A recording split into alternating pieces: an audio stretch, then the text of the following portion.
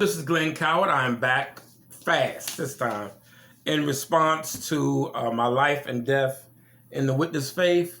This is part 2. As I was driving to work this morning, I was listening to the video that I had did part 1, and I was thinking, man, I left out a couple of things that I wanted to talk about, and I'm not going to be long-winded. I'm just going to be straight to the point. And one of the things that I noticed in reference to myself, and I wanted to do some of y'all relate to this, is, I've been out of the Jehovah Witness faith for about 25 years, or maybe a little bit longer, but I didn't fully come out of that state of hibernation till maybe 5 or 6 years ago. And that sounds crazy, but that's the truth. Because I was even going back to the Zoom meetings and thought about coming back. And after seeing the Australian Commission, and then seeing the cases of the pedophiles and things of that type, and did more research, I was like, nah, nope, can't do it. So, I'm wondering, do y'all feel this? After this awakening, do you notice that you are more sensitive? It's kind of hard to deal with. And I think that might be some of the problems with the suicide rate. It's almost like having an insulated wire for 40, 30, 40, 50 years. And somebody taking a knife, slicing that wire, and opening it up. And the wires are exposed to the elements.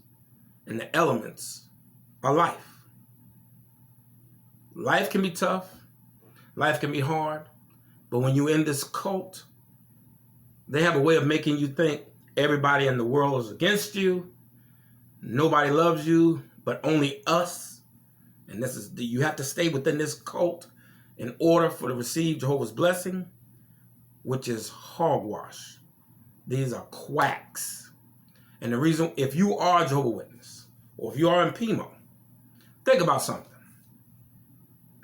And I'm gonna use this little curse word. When the shit hit the fan, they run. Give you an example.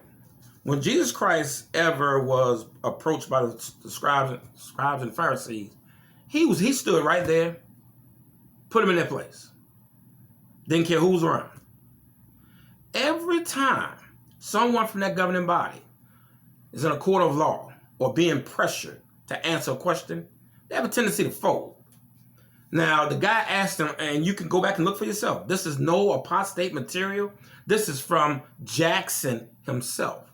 The guy asked him, well, are you the direct line or direct link to Jehovah or to God, or you have this type of relationship with God?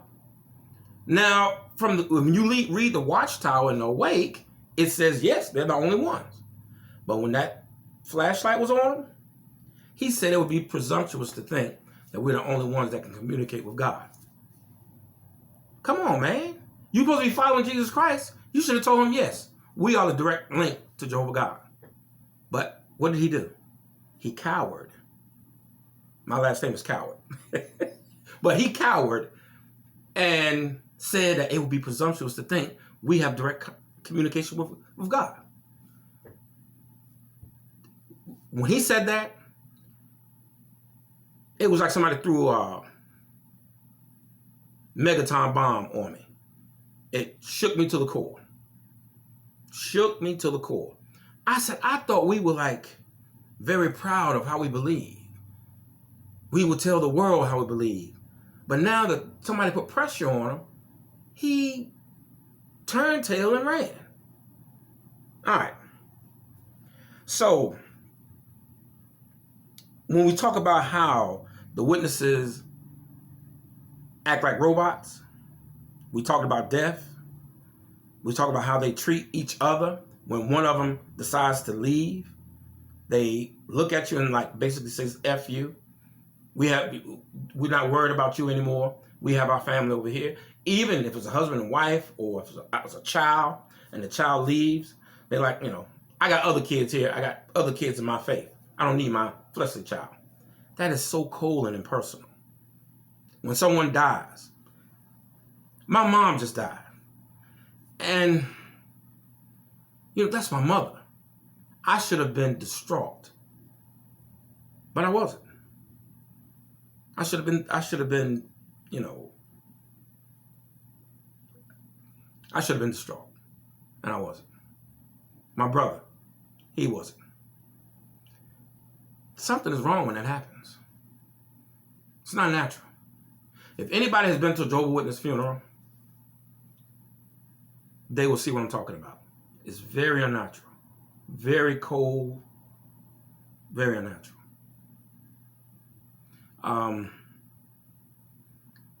And for ones that are out there that fight with this, talk to other people.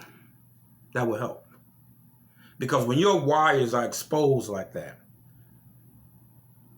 there's a good side and a bad side to that. The good side is you are able to appreciate the joys that can happen in your life.